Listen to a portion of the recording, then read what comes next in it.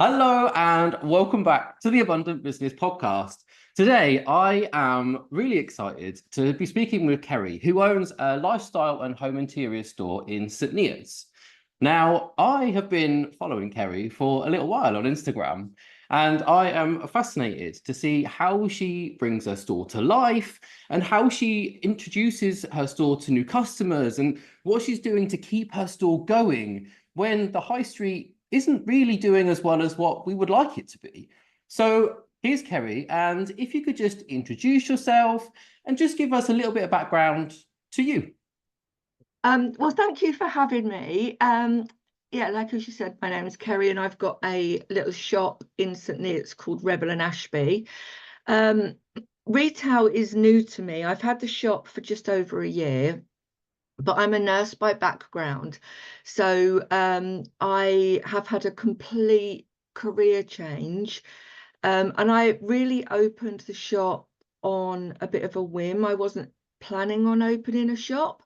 But it kind of just happened, and I love it. It's hard work. I'm kind of learning as I go along, but I love it. It's like my second home. So how did something like opening your own store just happen? Like how does that happen to someone that was a nurse? Welcome to the show where we're ready to grow. With Chapman here to let you know we're diving deep into the world of success. Get ready to learn, cause we're here to impress. From entrepreneurship to the latest trends, we'll explore all the ways to make ends in this fast-paced, ever-changing game. We're gonna set your dreams aflame. The Abundant Business Podcast. It's time to ignite with Chapman, leading the fight. Get ready to elevate your business game. Join us now. It's time to reclaim. I've been a nurse for like 25 years, and I burnt out.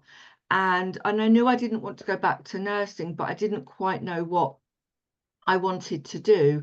I love interior design. I love interiors. We are serial home renovators. We've renovated 13 properties. And my husband said, when I left nursing, he's like, no, this is it. Like we're done. When we've finished renovating this cottage, it's like we're done. So that wasn't an option. I thought about doing something like interior design, something to do with interiors, didn't quite know what. So, and we was just walking through our local town one day and saw this little shop that was available, and it's tiny. It's a tiny little shop, but it's in a little muse of other independents, and I just fell in love with it and just thought I could have a shop. And completely on a whim, knew nothing about retail, went and had a look inside, signed up, and about a month later we were open. Wow. So if we go like a couple of steps back from where you opened, like, so you found the shop Yep. from not having any desire from owning your own store. Yeah, it was the last thing I was thinking about. It was, I very much believe that things happen for a reason. And I think that I was just in the right time, in the right place at the right time, and found this shop, and just my heart took over my head, really. Yeah, and we just opened. So what was the process then? So you found the shop, and then the next step, did you look for suppliers? Did you look for anything before signing onto a lease, or did you just go, right, this is what I'm doing, I'm going to sign this lease and I'm going to make it work afterwards? So I went and had a look. I spoke to the other shopkeepers there, and I just really loved the vibe of the community. So I just looked around for suppliers, but at that point I obviously didn't have a business, so suppliers were reluctant to like have conversations with me. So I looked for independent suppliers and just got an idea about what I could buy, because I had a really quick turnaround, like it was a month or so, maybe just over a month. So I just got what I could. And I actually, in my shop, it is tiny, but I only buy things that I love and things that I would have and do have in my own home. So actually the shopping was quite easy because I knew what I wanted to sell. It was just finding the suppliers that would give me that I would allow me to buy before the business was set up in the back end. So I got some suppliers on board. I looked at some I looked on Fair, which was great because that gave me access to lots of different suppliers. Yeah.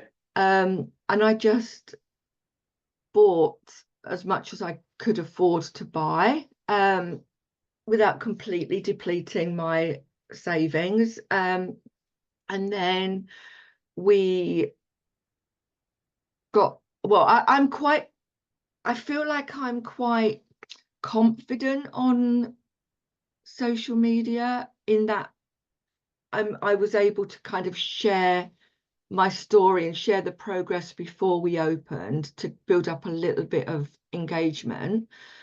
And we got the keys on the bank holiday Friday in August, went in, decorated.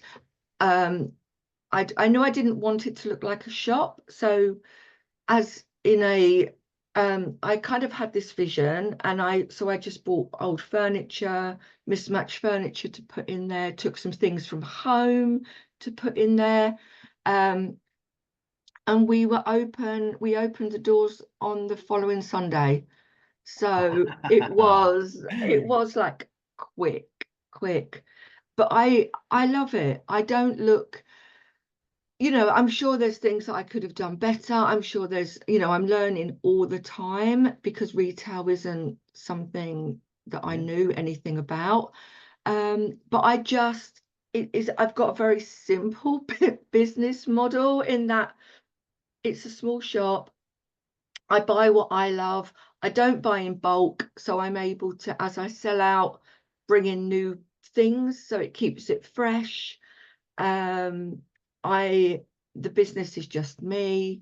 It's not like the shop's beautiful, but the actual me behind it's just me.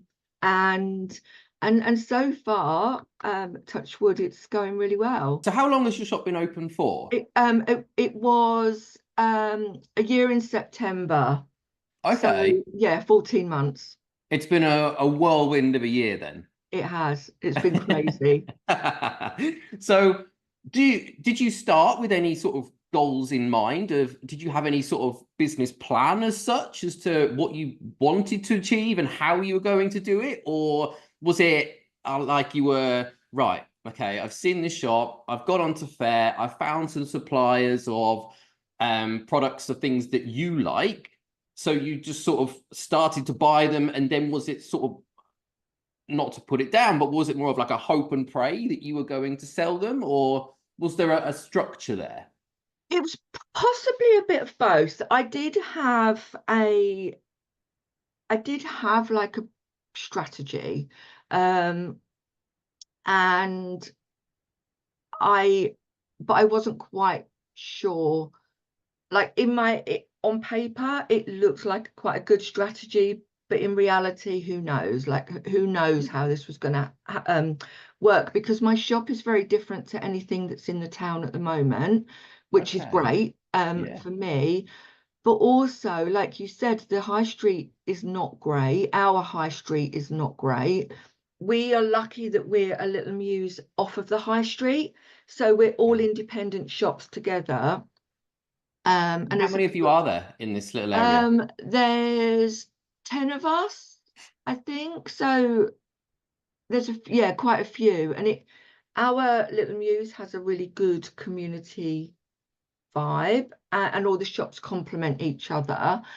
So I wasn't sure really how it was going to go, but from the start we had a lot of support. Like the town have been so supportive, and we have customers that come back week after week. We're now getting customers that are coming into St Neots from outside for us. Our reputation is growing and our customer base is growing, and I've also now started posting out as well, so we're able to reach more people. I don't have any, like, it is a tiny shop, so stock is limited. I don't have storage, so everything at the moment is up in our spare bedroom, our excess stock. It's like, it's not ideal. Like, when I say I'm kind of winging it, I really am kind of winging it. But you're winging it in a way in which it suits you at the moment. Yeah, it does. It does. I'd you know, my revenue is growing month on month. When I started, I kind of had an idea of what I wanted to bring in, and that was really thinking about things like, if I can pay my bills and buy new stock and pay myself a little bit, I'll be happy with that. And it very quickly became more than that. And I was getting more customers than I thought. I was having to buy more stock than I thought.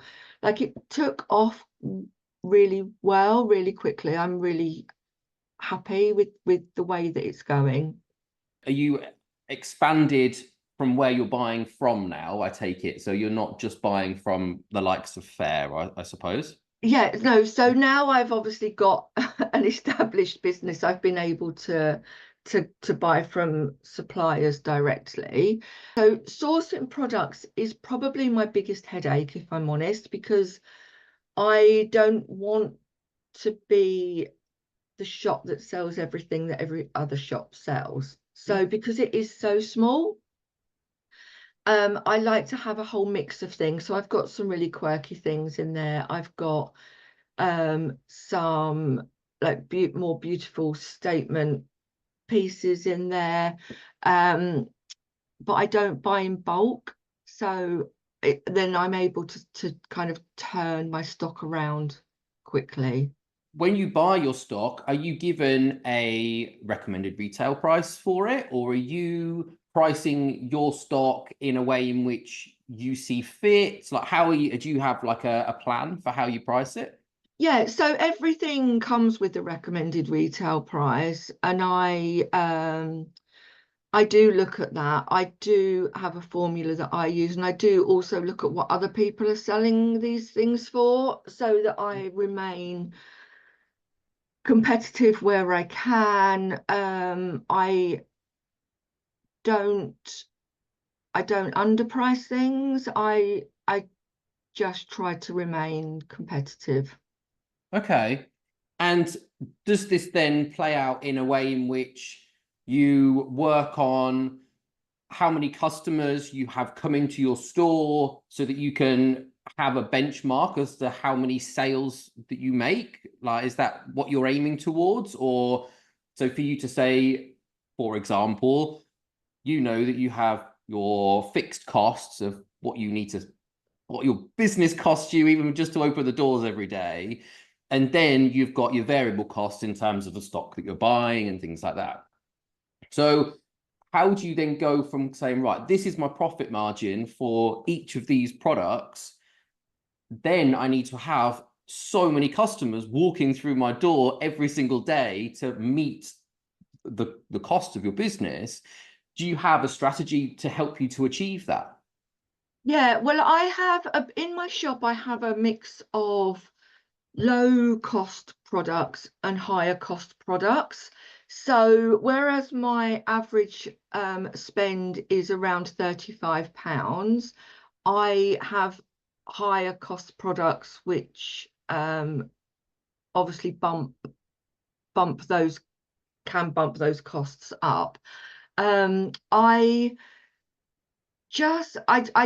am getting out there more. I've got more customers coming to me each week. I have more customers coming to me, and because now I sell online, my goal is to try and just get the business out there in front of more people.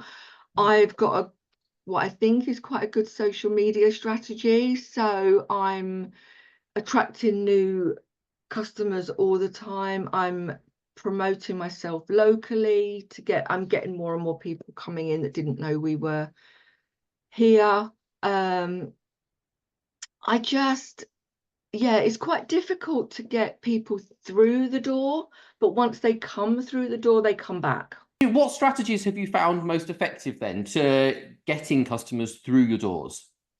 So for local customers, I've had I find that Instagram and Facebook work really well. I've boosted a few little posts on Instagram very locally, and that's worked well. I've got I also have been a guest prize giver on some Instagram pages, the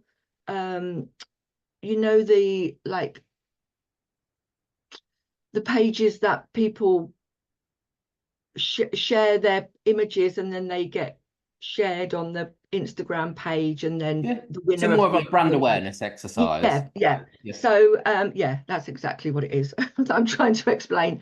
So I've been some prize givers on that, which has been really good because it's really got my reach out to people that perhaps wouldn't have found me.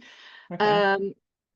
And I've been in I was nominated in Muddy Stilettos Awards last year, and I'd only been open a few months, which was amazing. But I was runner-up in that for home interiors, so that got me some good publicity. And for anyone that doesn't know what Muddy Stilettos is, it's nominated by customers, isn't it? Like, you don't nominate yourself; it's something that people do for you. Yeah, it's you're nominated by customers and then people vote for you. Yeah. So the fact that I was runner-up was amazing because I had a really small following at that point. That's amazing. That was really good. So that got me new customers in. I've been in another magazine locally called Velvet Magazine, which is for Cambridgeshire area. They did a feature on me as well, and that was good, and I got people coming in from that. And we have a local magazine in St Neots as well that did a feature on the Muse, so I got customers coming in from that. But this is something that I need to work on, and PR and getting out there is probably my biggest, I would say my biggest challenge in my business. And is that something, so where you have now found you've got yourself a nice local following from where you are in your town, you've now, like you said, expanded onto having a web shop as well, so people from anywhere can buy from you. Is it just UK based, or can it be anywhere in the world? Just UK based. So anywhere in the UK can buy from you. Yeah. So now it's about turning this experience that you have created in your store and trying to replicate that in your marketing and your messaging to connect with people in a way in which you've done so well in your local area. Yeah. So have you really nailed down as to the people that you're trying to attract? Like, so in this exercise of you going, right, this is what we're going to do here. Now, this is where I'm going to take it. Have you gone, right, okay, now this is who my customer base is, and this is how I can stand out in front of them? Has that? When I opened the shop, I never really intended to do too much on the e-commerce side. Because I've got the shop is small and I don't have a lot of storage, and it is just me, and I had previously burnt out, so I wanted to keep it manageable for me. So I've focused more on the shop. Now I did think about having the shop and e-commerce, but it almost felt a bit too disjointed for me, and almost like two separate businesses. And I want to focus on the shop rather than the e-commerce side. I'd like that to be like a more of an addition. So whereas I was initially thinking I'll have the shop and I'll have e-commerce and they'll kind of be separate, now I'm looking at myself as a shop that posts out. Okay, so it does that, yeah, I don't know if that in my head that makes sense, but rather than become a bigger business that posts out a lot, yeah, I can't do both, and I don't. so it's more for convenience for your existing customers. It is only me. So I think the way that I now think about it is that I've got a shop.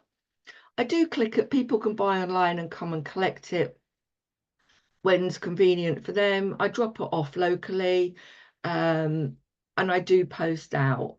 But rather than having two separate kind of businesses to run, Yeah. I want to focus on the shop. So is it then that, so you've got to a point where your shop itself is sustainable, like in just 14 months, you've managed to get it to a point where you're happy with the results that you're getting from it. Yeah. And in terms of future growth coming for this, from what I'm hearing, tell me if I'm wrong, is that you're now looking to create a space that you can make it even more convenient for people in your local area to shop with you. Yeah. And you don't particularly want to stretch it out so far that you have to start employing more staff and have a bigger business as such. Yeah, because that to me feels that it's taking it away from why I opened the shop. I opened the shop because I'd burnt out previously. I'd had a really stressful career managing a large national team. Did you know that every successful product-based business is built on 4 essential pillars? These are attracting new customers, encouraging repeat purchases, increasing spend per visit, and creating a success-orientated mindset. Without the right mindset, even the best strategies struggle to thrive. But when these 4 pillars are solid, you are on track for wild success. And here's the exciting news. These 4 pillars are the foundation of the brand new Abundant Business Membership. Inside, you'll gain step-by-step videos to help you implement proven systems tailored to your business. Whether you're online, have a brick and mortar shop, or work from a market store. Each month, I'll release relevant content focused specifically on what product business owners need. Plus, every Tuesday, you'll receive exclusive one-on-one access to me via Telegram, where you can drop me questions as much as you want, and I'll respond personally with insights and advice tailored just for you. Are you ready to build your wildly successful product business? Simply click the link below to get started, and I'll see you in Telegram on Tuesday. I burnt out and I don't want to go down that route again. So I opened the shop as somewhere that I love to go. And I don't even think about it as working. I love my shop. It's like an extension of my house.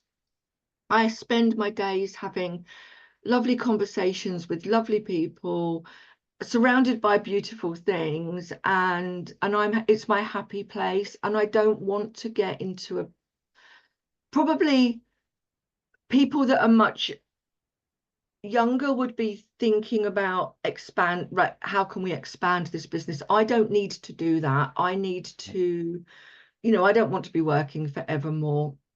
I want to be semi-retired in, a few years' time. And my goal is to build the shop up so that my daughter, who is currently a teacher, so that she can take the shop over.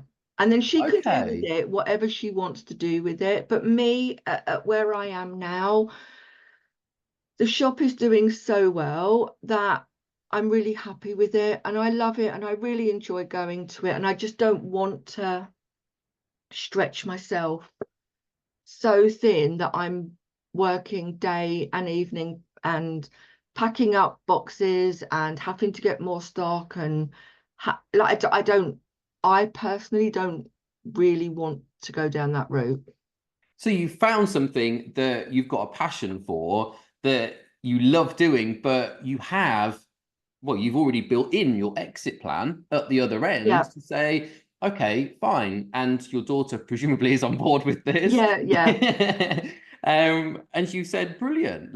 So I think this is so important. So when I opened I opened a hair salon, which is my first business 10 years ago. And I dreamt of growing it. And I did expand. I did my own hair care line, which I sold online. I opened a second store. But then very quickly, my life changed, and family members weren't very well and such. And so it actually meant that I had to reduce everything. And my exit plan was always years down the line. I wanted to keep growing it. And then I had to suddenly go, well, actually, what's important to me? And what was important to me was my family. I needed to be closer to them. I needed to be a bit near them. And I'm fortunate that I've got a management team in there. I've got people in there looking after it, and running it the way that I want it to be. But very quickly, I had to completely relook at my entire life and say, who am I? Where do I want to be in my future? And I think a lot of people start a brick and mortar business, especially, and say, right, well, they go into it and they don't have this plan the other end.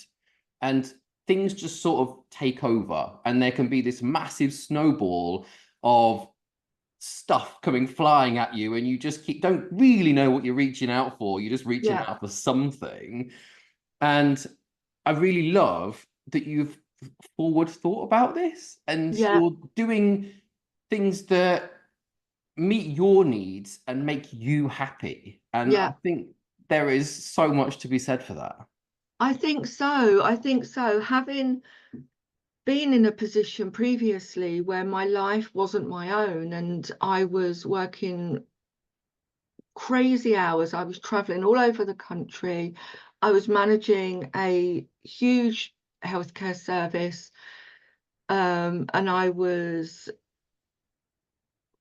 just exhausted and burnt, and I had no control over my life at that point. I just was working and working and working and working.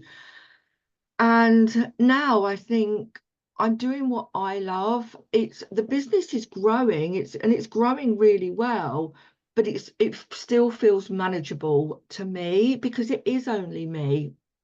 And I could get somebody else to help me in the shop, and I will at some point, I'm sure. I've got somebody that helps me on odd days if I need a day off, but I like my shop. I'm such a big part of my shop that it's such a personal brand that and I just love it. I love it, and I just want to be able to grow my customer base at the shop, post out things if people are not local, but not so that it's unmanageable. So how do you balance this then? How do you sort of plan your day or your week? Do you have set sort of chunks of time that you focus on specific things, or do you sort of deal with it as it comes? Well, in an ideal world, I'd like to say that I've got a plan, but in reality, my ADHD brain doesn't work like that. Yeah, So I know that feels. yeah, so I do jump from one thing to another, and we close on Monday and Tuesday. I'm open Wednesday through to Sunday. I do try and plan my social media content. And do you schedule this? Some of it, and some of it I do live, and so it's a 50-50. Okay. But I plan what I'm going to do, and Yeah. I generally on a Wednesday, because it's a bit quieter, I'm able to do my little videos and get my content ready to post through the week. I do try and think about having a plan, but it kind of doesn't really work that well. That's something I do need to work on. So do you, or could you, for each month, at least, so if you're buying stock fairly regularly, so you know each month you can, well, now you've gone through your first year, you can look back and see what particular things sold well and how busy your shop was, and areas that you could have different types of promotions or offerings going on to sort of bump you up in the months that were lower last year. But for you to have a whole messaging system around whatever it is that you have for this month, so you have a clear focus, is that something that you already do, or is that something that you could do? It's something that I think about doing, but I'm going to be completely honest, and it's not necessarily something that I do. Because I in my head I have these plans, and it doesn't always quite happen that way. But I think having a focus for the month would really help me, because then I could have the focus for the month, then my email could be, you know, that focus, and my social media could be that focus. That's something I need to work on. It's just so when I work with my clients, like we talk about so somebody has to see and understand something 14 times to resonate with it. So for you to have a plan for each month, so you would have your annual goal, whatever that might be, and then we chunk this down into quarterly segments. So we have 90-day focus point, and then we take that and we boil that down to a month, and then we boil it down further to like 2 weeks. So we then go, right, every 2 weeks, we run a certain strategy. We have our focus on emails, our focus on social media, see what's working, what's not working, and why. And then we adjust it for the next 2 weeks. So we can keep doing what's working. We can change what's not and tweak it and see if we can get something to work the next 2 weeks. And as we keep going forwards, we can keep building and growing and growing and growing on focusing on things that have been proven to work for us. And if it becomes helpful to you, I would suggest doing something like that, just to keep this focus and keep you knowing what it is that you should be talking about. Because I think I think that would really work well, because I know how my brain works, and I jump from one thing to another, which is confusing.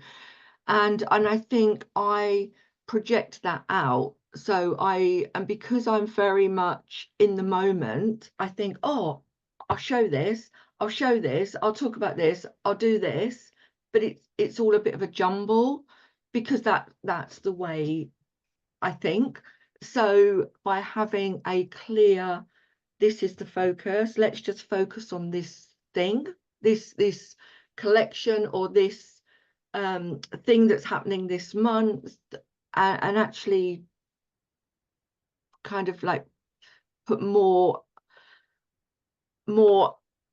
focus on that thing, is going to then be able, I'm going to be able to show it better than jumping from one thing to another.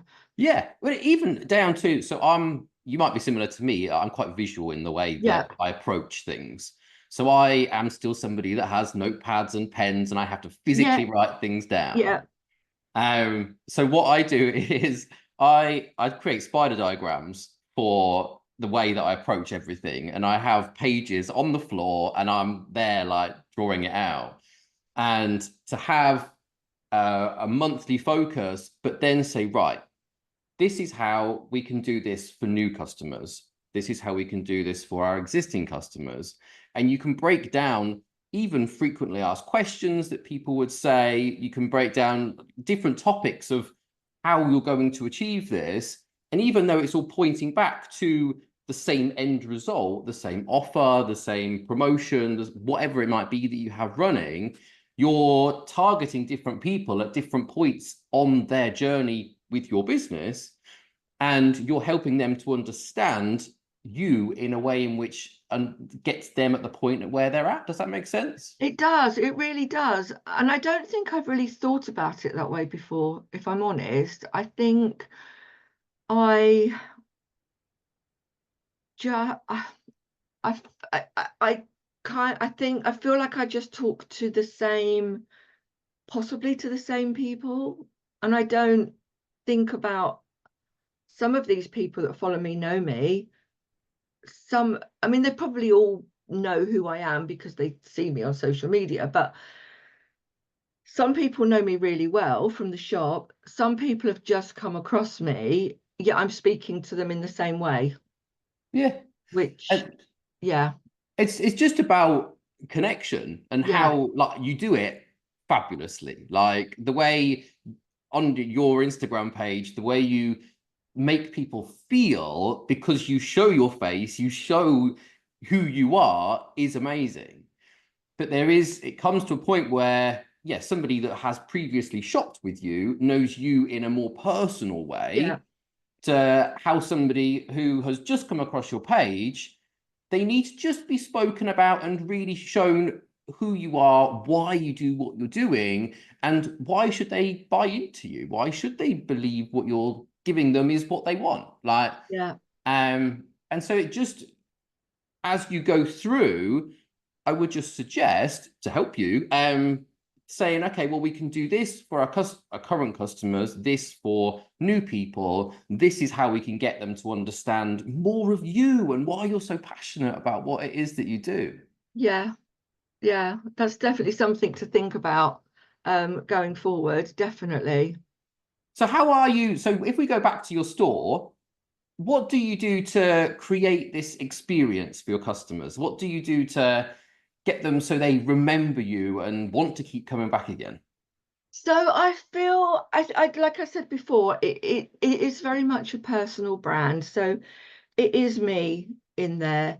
My husband comes in at the weekends to help out as well. It's like his unpaid job.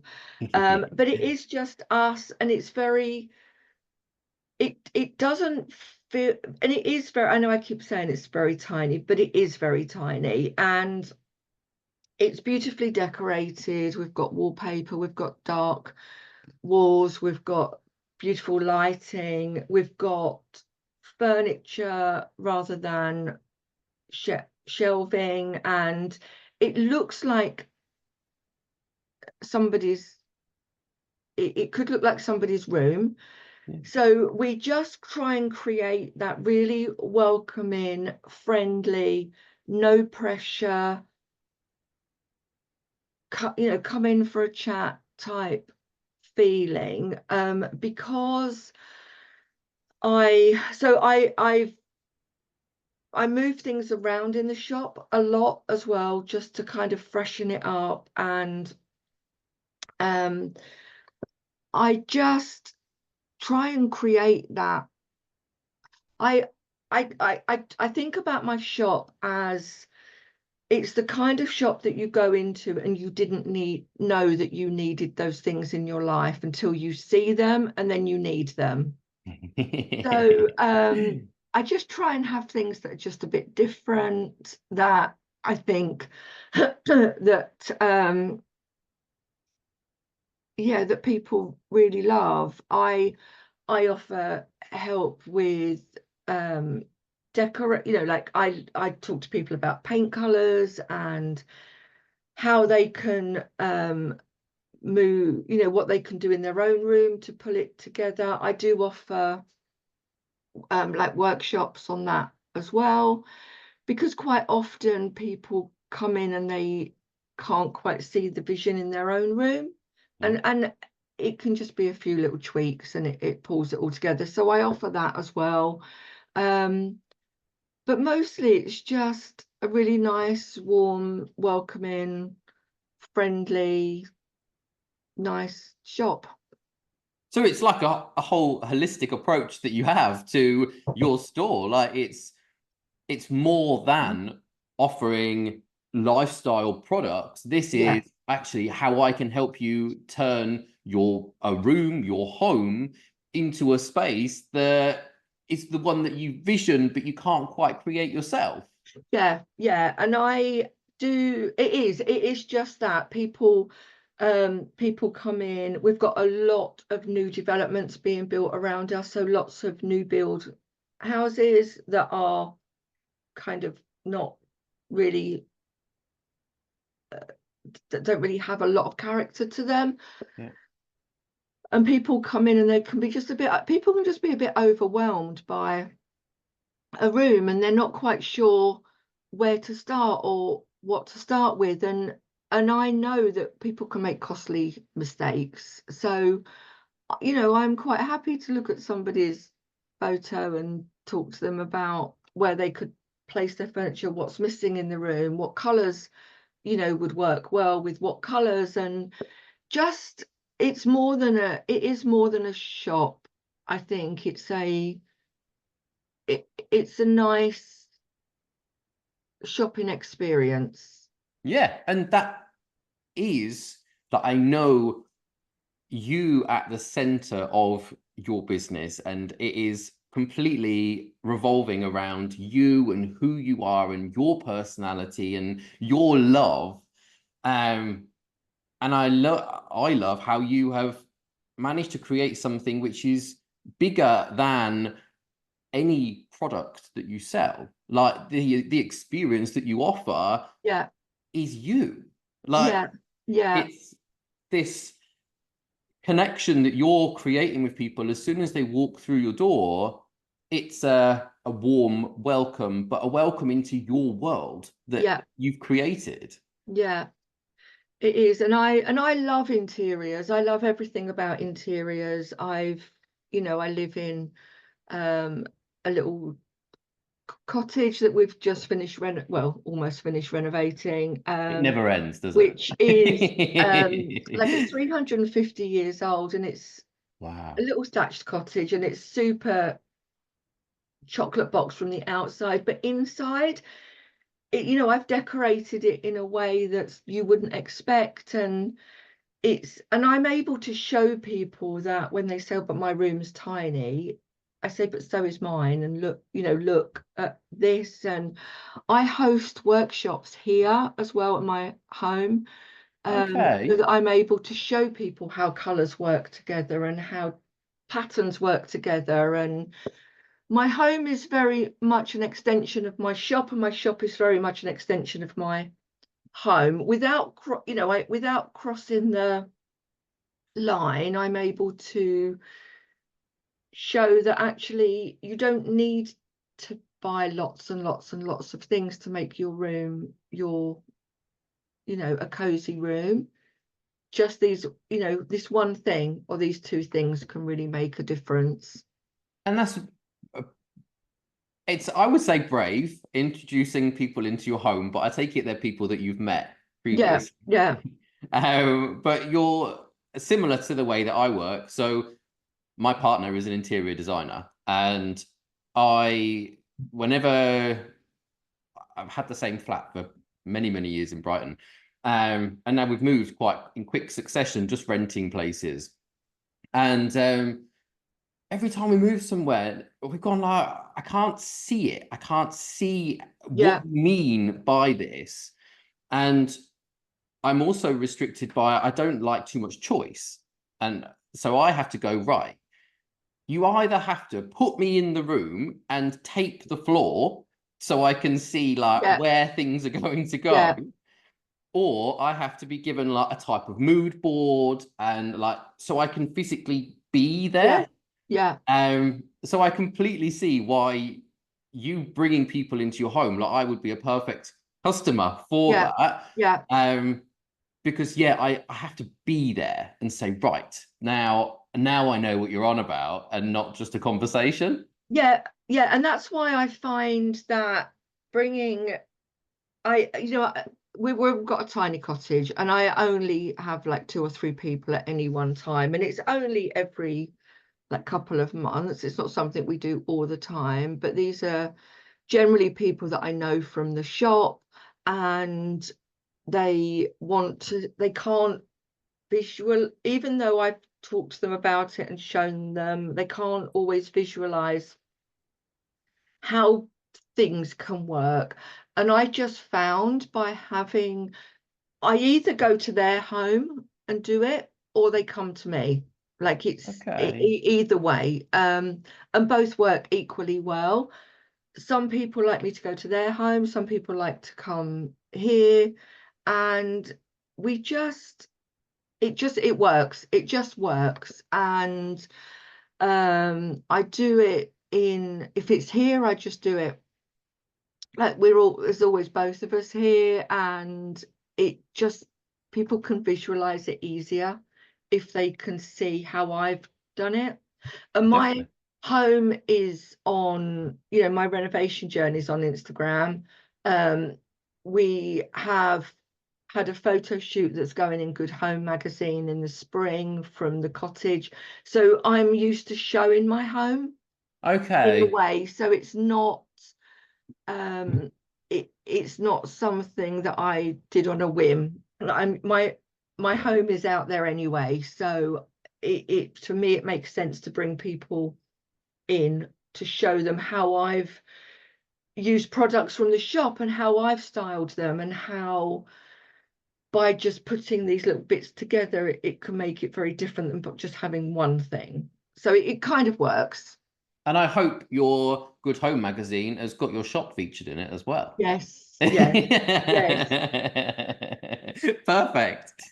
So do you have any ways in which you have managed to work so far where have worked quite well for you? So any strategies that you've gone, actually, you've either held an event or a workshop in your store that has worked well, or have you worked with any of your local shops around your area in your muse that has been great at pulling new customers to you?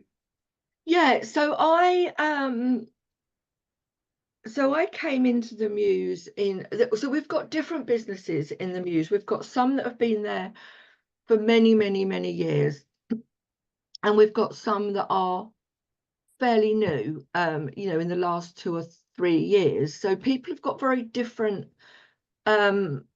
opinions and ideas about how their businesses work.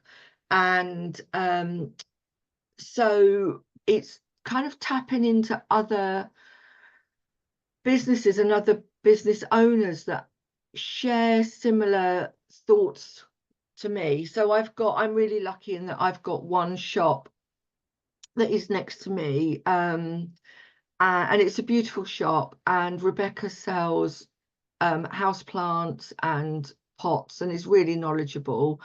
And again, we're really lucky that she's the only shop in the town that does that as well, apart from like the DIY centres and things.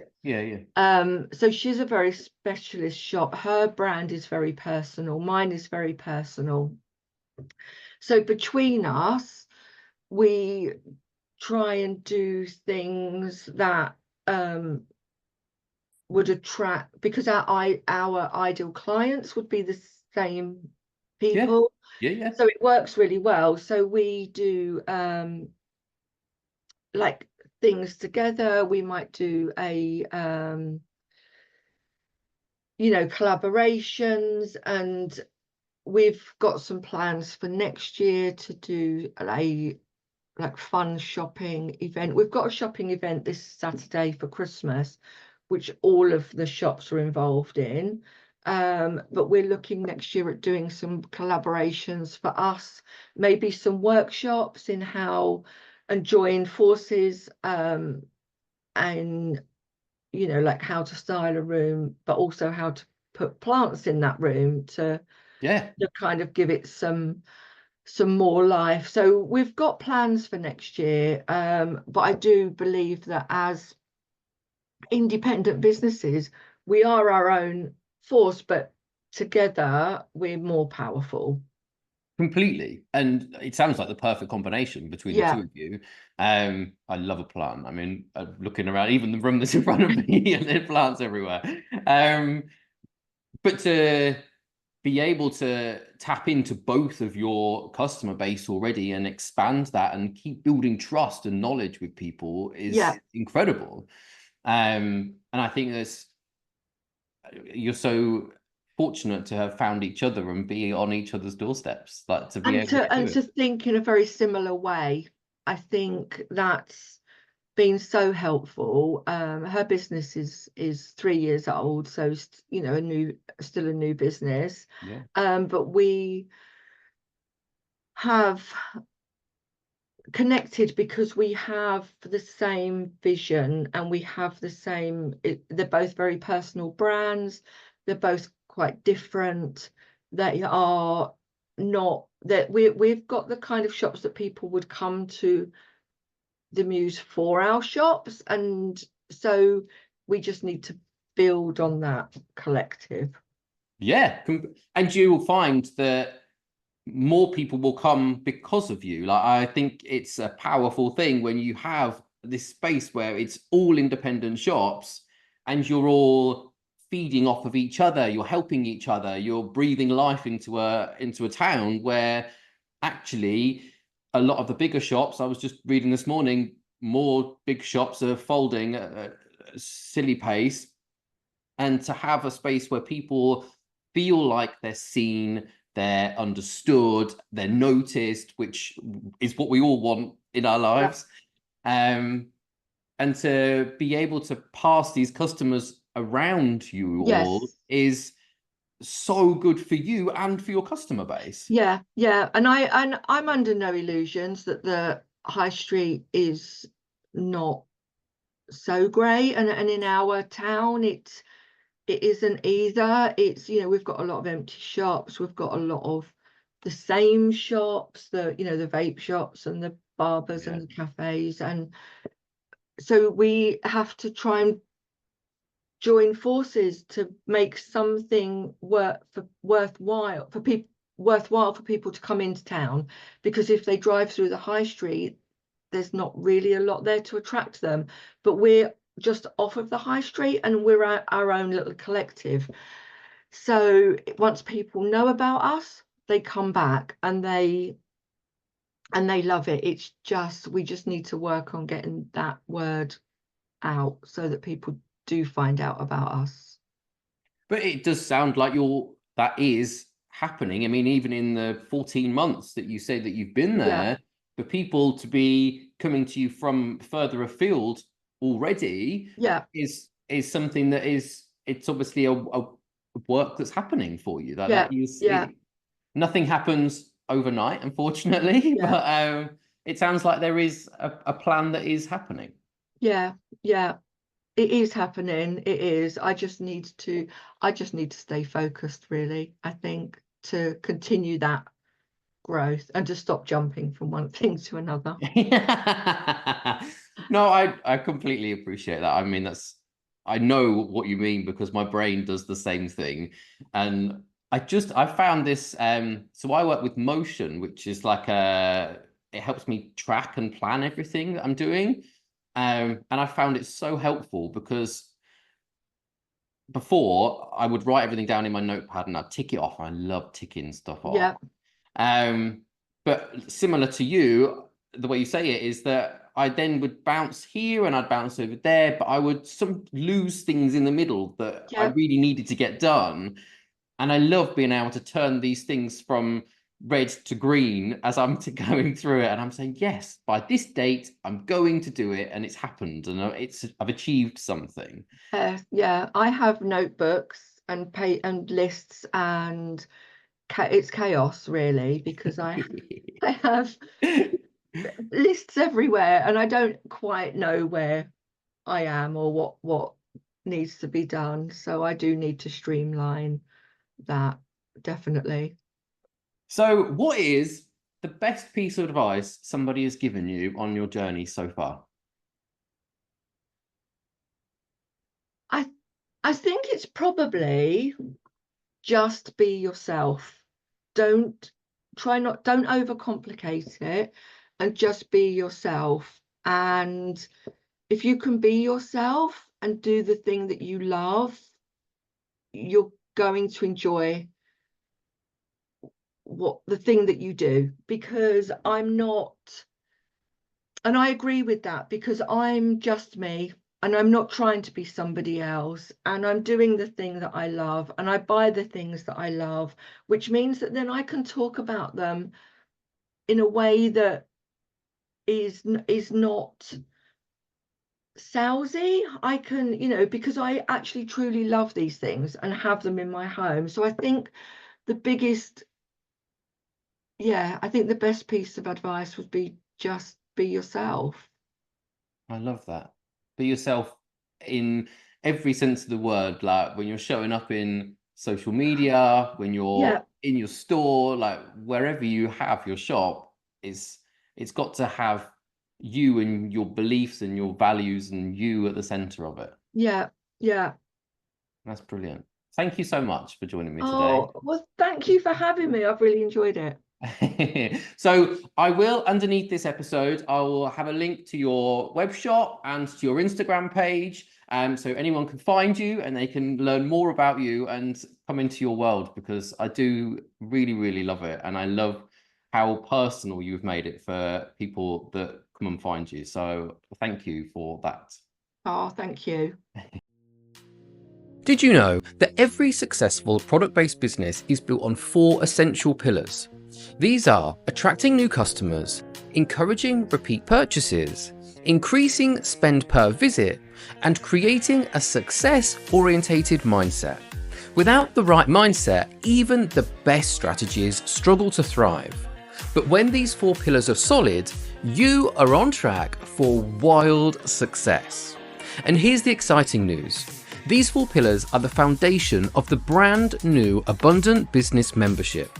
Inside, you'll gain step-by-step videos to help you implement proven systems tailored to your business.